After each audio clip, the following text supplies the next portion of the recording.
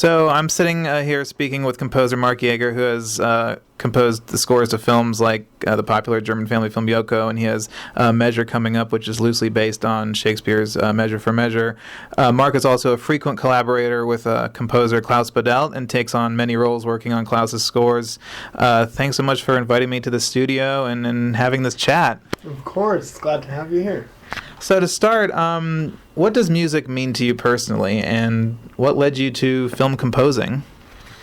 And music, it was one of those things where I don't ever, a lot of people are like, oh, I remember when music made an impact in my life, but I think for me it was very much, it was there from when I was literally an infant. My mom she was in a choir, she was a solo singer in a choir, and so I was always at the rehearsals, and growing up it was always there. It was never a question of what role does it play in my life, it was more about how much of a role does it play in my life, and it's kind of everything to me, and just like it is for the listener, I just happen to be able to kind of compose as well and play the music, but it everything, ups and downs in life, it takes over, pretty much takes precedence in all aspects, and that's what it is. And I think getting me into film composing was, I'd always been starting piano. I started very young, I think when I was 4 or 5.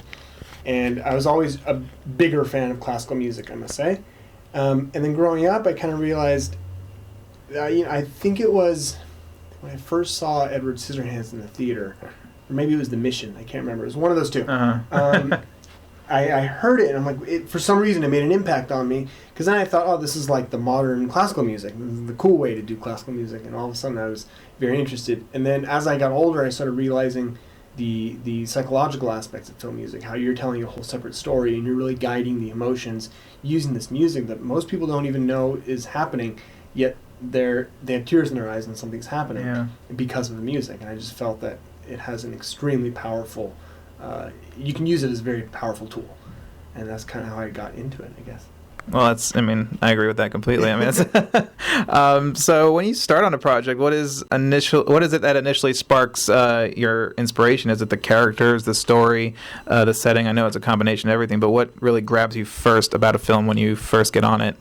I would honestly, I'd have to. A lot of people say the story, yes, of course, but going deeper than that, I have to say to me, what's big is vulnerability of a character. If I can really connect with this person and I feel for them, if I am feeling scared or affected by this character, I just feel the proper music can come out, and I feel like I can add to the story. Because at the end of the day, as a composer, you're just another, gear in the big wheel that is the film. And so if you can actually connect, I think what comes out of you is going to be honest.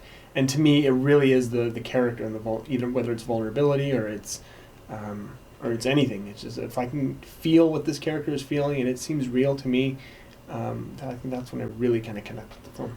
Is it possible to write music from an objective standpoint, or do you have to be emotionally attached to something in there? Can you kind of almost take on an actor's role and kind of blend into it? Yeah, I mean, I can, and I think that's part of the job description as a composer. A lot of times you don't get to do work just for stuff that you love. That would be incredible. If you only accept the films that you love, and then you can make a living out of that.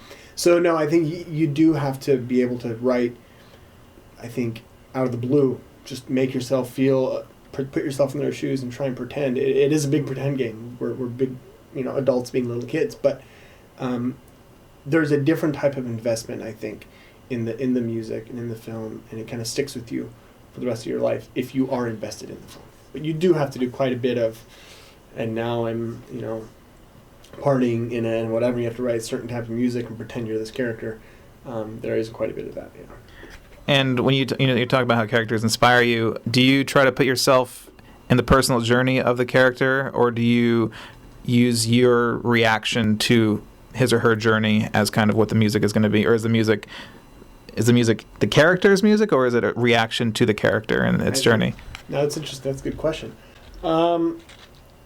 I think naturally, and the knee-jerk reaction is what I would feel. My reaction to what's happening rather than what they are. And I think after a while, you paint the colors of that character, and so maybe the music, after several days of working on the score, after you've written some themes and some cues, you start maybe believing that it's what the character is really feeling is this music, but I think your first reaction is going to be your reaction and how you would react to a situation like that. Mm-hmm. So, if there's a child in a film and the parents are just loses a father, for example, in the film, the first thing out of me is how I would feel if I were to lose my father. Right. And then it starts to take on the role of the character. And so you're here. You've been working with Klaus Badelt, over the years. And what's that been like? How's that experience affected your process and yourself as a composer? It's been a very positive, albeit difficult process. I'd say.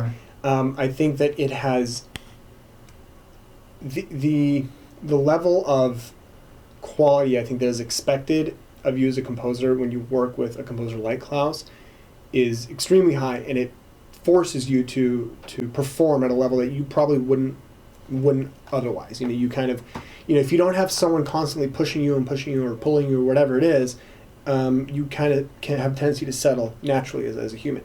And so it's very nice having a mentor, I would say, in the beginning stages, and having that kind of collaboration to really pull the absolute best out of you. When you think that that's it, you're done, that's the best you can do, he'll come in and what if you change that chord right there instead of just doing what you would normally do, and then all of a sudden your eyes open up to a whole different spectrum of possibilities. And the studio, the layout and everything, it's very it promotes a collaborative environment, and definitely Klaus promotes that, and you promote that. And how important is collaboration, and how essential is that to creative productivity? I think it's huge. I love collaborating. Only because if you can keep an open mind throughout the collaborative or throughout the process, and you happen to collaborate, you can learn so much from other people. And I think that working with other people really allows you to discover different parts of yourself that you wouldn't have before. You wouldn't have tried something different, or tried something. I would never have tried to play, in a blues scale for something, for example. And I'm working with a guy that is primarily blues or whatever it is. I think that it really, really, really does add to your arsenal, as if I could use that term, if you have an open mind about it. A lot of composers are extremely introverted and solitary, which I can be, but I always have an open mind for collaboration. I'm completely open to it every time it happens. So, you've co-composed a lot of scores. Was it when you come to a disagreement? How do you compromise? How does the discussion go? Does it ever get heated and angry, or is it always in good fun and nature? That's another good question.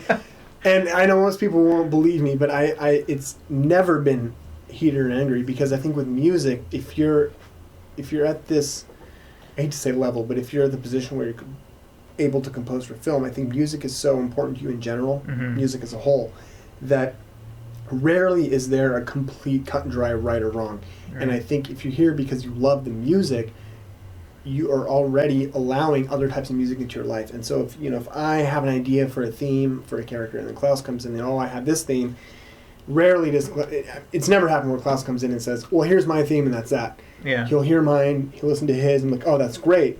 I love what you did there, and it almost always becomes a mesh. That's cool. Big melding pot. If there are two varying opinions. Yeah. A lot of times it's, that's great, it's beautiful, try a little more variation, or program it better, or whatever it is. But rarely do you go, no, I hate that, because if you can just hate a piece of music, you're probably in the wrong place. Right. I think.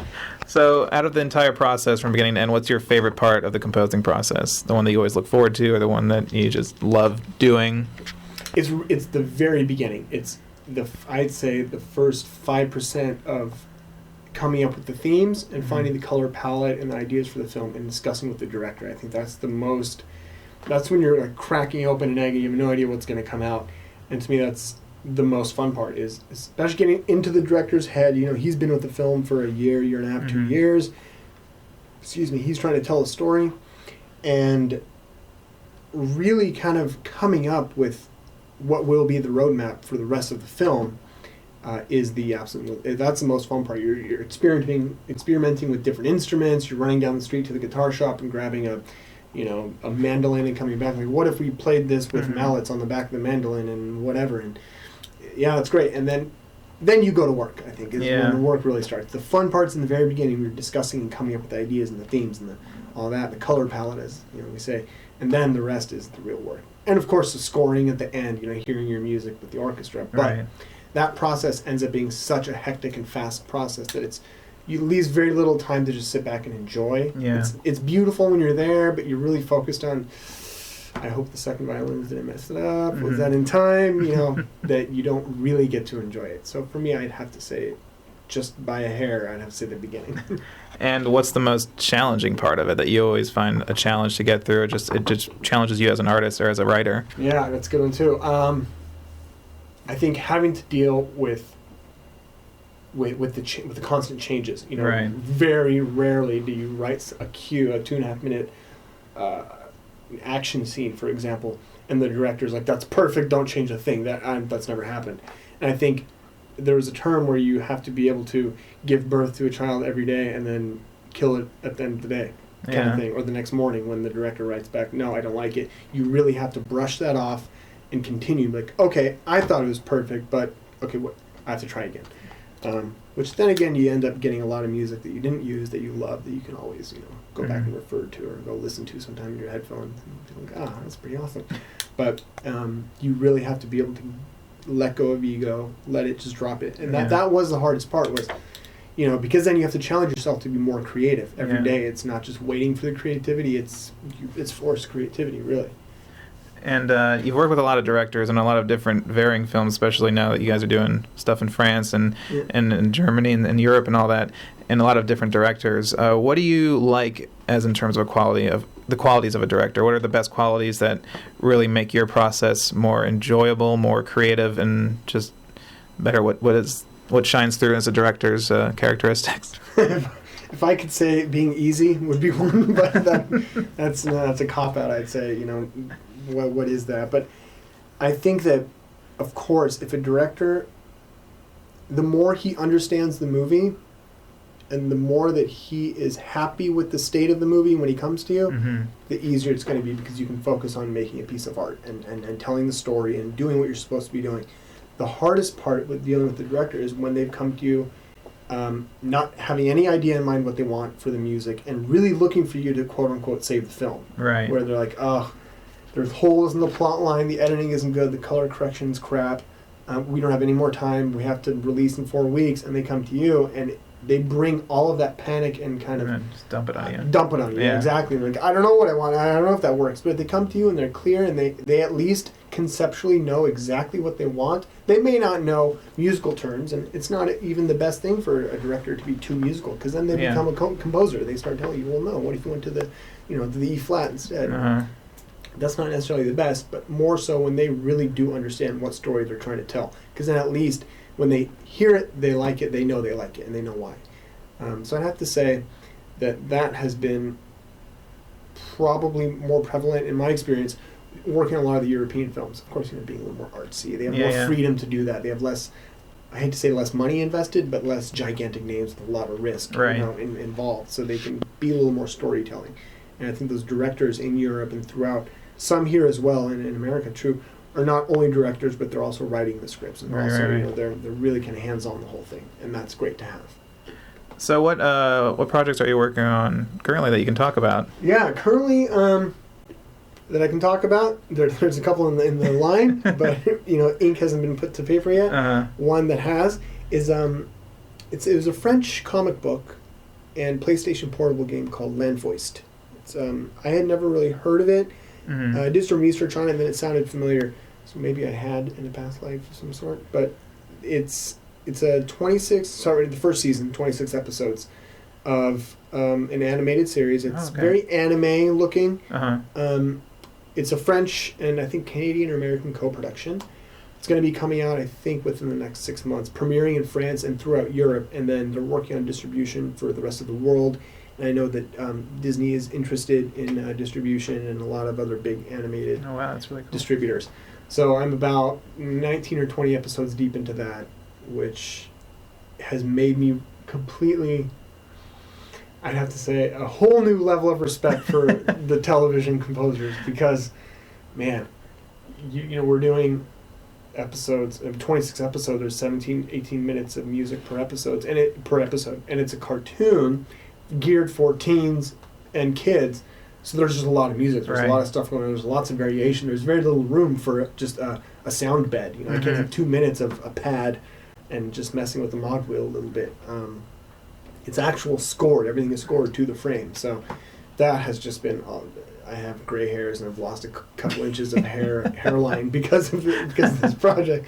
But that's right now is on the plate, and then there's several American films coming in the line that, if they do get on, will be very interesting, very fun. Well, that sounds exciting. I can't wait to see as they appear. But I guess to wrap up, I always like to ask composers, if you could compose any film ever made with no disrespect to the original composer or the score, which film would you choose? What playground would you love to jump in and play in? Wow. Yeah, wow. There are so many amazing films that...